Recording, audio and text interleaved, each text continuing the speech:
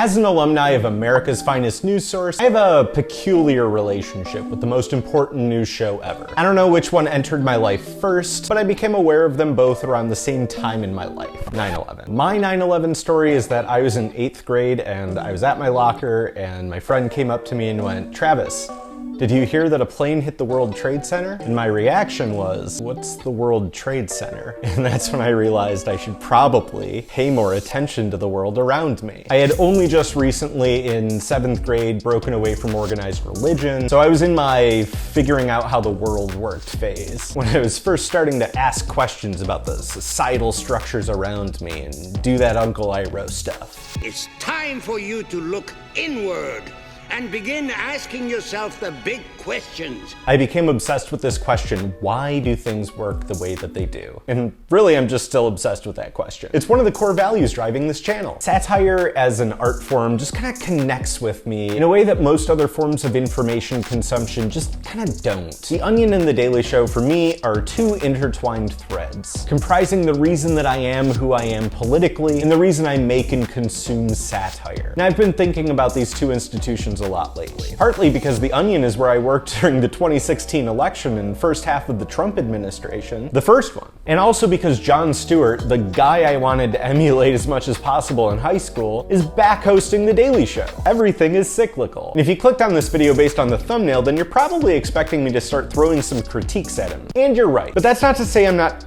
still a big fan of Jon Stewart. One of the big problems in media literacy these days is that every critique is taken as this personal attack on people.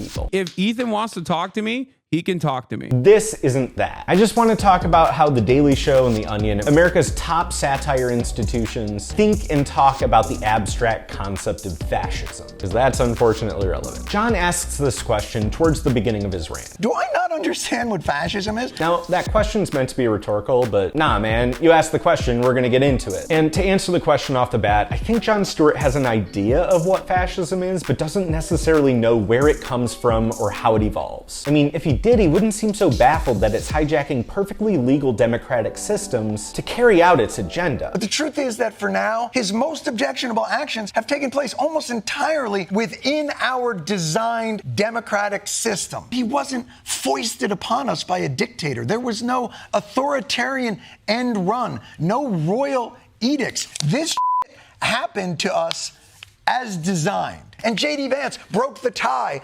democratically. Trump's using the almost absolute power we have constitutionally granted him and the Republicans. He has the consent of the people. Yes, John, that's fascism. And the method by which he grabbed that consent is the fascism that John doesn't understand. He calls it Trump's governing policy, but fails to put two and two together that this can both be his governing policy and also be the textbook definition of fascism. Two peas in a pod. If he's using a fascist playbook, then of course everything's gonna look like fascism and we're gonna point and go, hey, I think they're doing a fascism, because they are doing a fascism. If you see an ant on the ground, you don't go, hey, that's a six-legged insect over there. You go, that's an ant in my house. I need to get it out of here. The discerning and nitpicking over whether this power was democratically given to the president is irrelevant to the argument that every move they make is shifting American democracy into authoritarian dictatorship. John had read Jason Stanley's book, or Sheldon Wolin. He'd understand that democracy and fascism aren't opposing ideas, they're complementary means to the same end. One creates the other, like a snake eating itself. And this is a process the ancient Greeks called Anacyclosis, which described the cycle of the rise and fall of civilizations. And the way things are going, I'm probably going to be making a video about that in the near future, so hit that like and subscribe button if you want to see more. Jon Stewart is, I'm sure, well aware of Noam Chomsky's concept of manufactured consent. If you aren't, here's a really trippy animation from Al Jazeera. Media manufacture our consent. They tell us what those in power need them to tell us so we can fall in line. Democracy is staged with the help of media that work as propaganda machines. When the story is inconvenient for the powers that be, you'll see the flak machine in action, discrediting sources, trashing stories, and diverting the conversation. Communism, terrorists, immigrants, a common enemy, a boogeyman to fear helps corral public opinion. consent is being manufactured all around you, all the time. Huh? You should really go watch that whole video. The animation's wild. So why is Jon Stewart acting so shocked that this byproduct of America's descent into neoliberalism is being used to fuel its rise into authoritarian dictatorship? Manufacturing consent is the democratic process operating as intended. Jon Stewart built his entire career on that concept. What's going on here? Why are you playing dumb like that, John, who's definitely watching this video? That's just this blind spot in American politics and history. We always talk about World War II from like 1939 to 1945, but we never talk about the period leading up to America's involvement in World War II, like the 1929 to 1938 era. Herr Roosevelt verlangt endlich die Bereitwilligkeit, ihm die Zusicherung zu geben, dass die deutschen Streitkräfte das Staatsgebiet folgender unabhängiger Nationen nicht angreifen, und er nennt Finnland,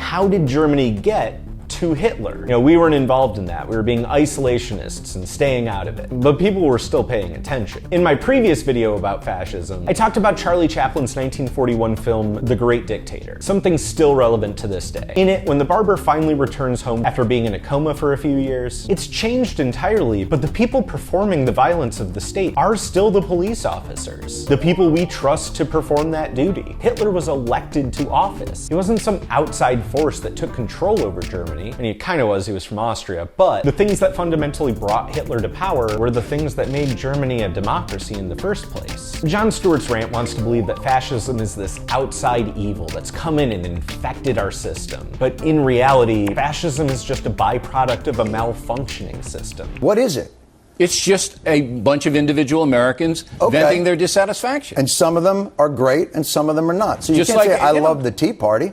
But I like what it stands for. What does it stand for? Tell me what it stands for. People getting involved in their country, all right, and taking it to the street. So you love MoveOn.org. I don't, because that's a George Soros-funded propaganda outfit. Tea Party is all over the place. Well, Move On is just one thing. Who gives the money to the Tea Party? The social contract we make with the government is this. We give up power to a higher authority in exchange for certain entitlements. The founding fathers of the United States referred to this as our inalienable rights, inherent to all humans: life, liberty, and the pursuit of happiness. Great, no notes. From there, however, the flaws in the system begin to take shape. In giving up power to the US government, we allow that governing force to determine for us in our lives what constitutes these concepts through laws and policies. We often think of the government as our values reflected back at us, but that's not true at all. The specific values of the government are tied to how we give up power, and thus how we allow ourselves to be controlled by that power. Damn you, constitutionally enshrined judicial review of executive action and its relief through the appellate process. The United States' values are currently tied to corporate rent-seeking and fear of immigration, because those are the parts of our government that have always been vulnerable to exploitation. We were founded in part by wealthy slave owners who found ways to ingrain discrimination into the document that controls our lives and purports to hold all of our values. And we gave power to those wealthy landowners in exchange for freedom from a totalitarian monarchy. Yet in so doing, still managed to give the power of a king to the entire governing body as a whole. That is his constitutional power. Again, for some reason, we have given presidents the power of a king. And then we say, oh, by the way, like with that power, you're not going to get all like kingly and on us, right? The three branches of government, with all their checks and balances, still have the power to oppress. And they do, clearly. Now let's look at the worst case scenario. Say all those powers were able to be consolidated together while still maintaining the facade of a democracy. You won't have to do it anymore. 4 more years, you know what? It'll be fixed, it'll be fine. You won't have to vote anymore, my beautiful Christians. I love you, Christians. I'm a Christian. I love you. Get out. You gotta get out and vote. In 4 years, you don't have to vote again. This concept, developed by political philosopher Sheldon Wallen, is called a managed democracy. It describes a form of politics where the government is legitimized by elections over which they have complete control. The most obvious modern iteration of this is what Viktor Orban did over in Hungary, which laid the groundwork for what we're currently experiencing in the US, right down to the George Soros stuff. If you couldn't tell, these guys are big fans of each other. Probably, like me, a little bit controversial, but that's okay. We have some similar approaches. And I would like to express that we are proud to stand together with the United States on fighting against illegal migration, on terrorism, and to protect and help the Christian communities all around the world. He thinks families are more important than banks. He believes countries need borders. They hate me and slander me and my country as they hate you and slander you and the America you stand for. We don't have same-sex marriage and all that kind of things. Viktor Orban, one of the most respected men, they call him a strong man. He's a tough person, smart. Prime Minister of Hungary. They said, why is the whole world blowing up? 3 years ago it wasn't. Why is it blowing up? He said, because you need Trump back as president. Viktor Orban said it. He said the most respected, most feared person is Donald Trump. And make America great again. Managed democracies usually express themselves through an oligarchy, a political system in which most of the power is concentrated in the hands of a few hyper-wealthy individuals, like these guys. And they dictate policy regardless who's in power. A one-party system disguised as a multi-party system. The illusion of choice. Look, we are facing a deluge of these executive actions, and certainly we must be prepared for those most vulnerable to the consequences of these actions. But this is all fascist argument has become almost a reflex for the left. So people like Jon Stewart think of fascism as an ideology, but it's not. Really, it's more of a playbook for how to dismantle a democracy from within, using its own systems against it, and then implementing the means to maintain that power indefinitely. And that's not just me saying that either. Is actually modeling for the Republican Party in the US how you can actually lead with culture wars and wind up with dictatorship. While fascism does have ideological components like ultranationalism and authoritarianism, in his book How Fascism Works, Jason Stanley goes into more detail about how fascism is more of a collection of techniques for gaining and maintaining power than a coherent political philosophy. Fascist politics does not necessarily lead to an explicitly fascist state, but it's dangerous nonetheless. Fascist politics includes many distinct strategies: the mythic past, propaganda, anti-intellectualism, unreality, hierarchy, victimhood and law and order, sexual anxiety, appeals to the heartland, and a dismantling of public welfare and unity. It's a great book. Jon Stewart should read it. I have a lot of fear that as this term goes on, things are going to get a little fascisty, and we must be vigilant. But part of vigilance is discernment. Republicans control the House, the Senate, the executive,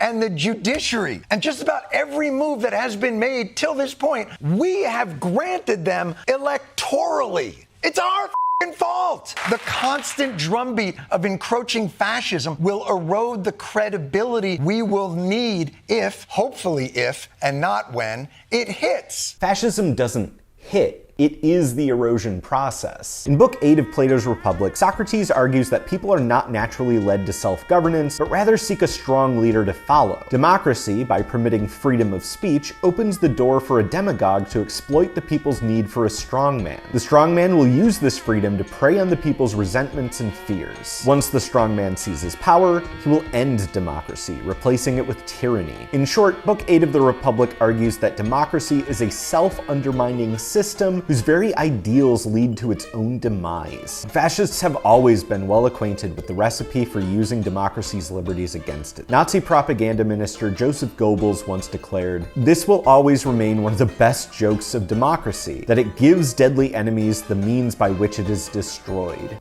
Dang. Fascist movements often exploit democratic institutions and processes to gain power. Then they erode those institutions once in power. The last free and fair election in Hungary was in 2010. He's since rigged all the other elections. So he doesn't have the whole country behind him, but he will look like a great success because he wins elections overwhelmingly, which he does because he got to write all the rules. Sheldon Walden called this inverted totalitarianism, where the facade of democratic institutions remains while their substance is hollowed out. Think of it like the set of an old Western. In the 20th and 21st century, that hollowing out is usually done by corporate powers, like these guys, the 20 wealthiest people in the United States. So what is the fascist playbook that they used? First, increasing the amount of money in politics through Citizens United. This allows the hyper-wealthy to buy elections and shifts us from a democracy into oligarchy. Once corporations have their grubby little hands all up in the government, it becomes a revolving door between corporate and government structures. Once corporate interests fascists are in place to make policy decisions, they start to focus on the privatization of public welfare institutions, like education, healthcare, and the environment. Once all that's in place, the consolidation begins through the ways in which we consume information. Elon Musk bought Twitter, Zuck went full alpha bro. Actually, hold on, I think this Zuck Facebook post really sums everything up perfectly, where the fascism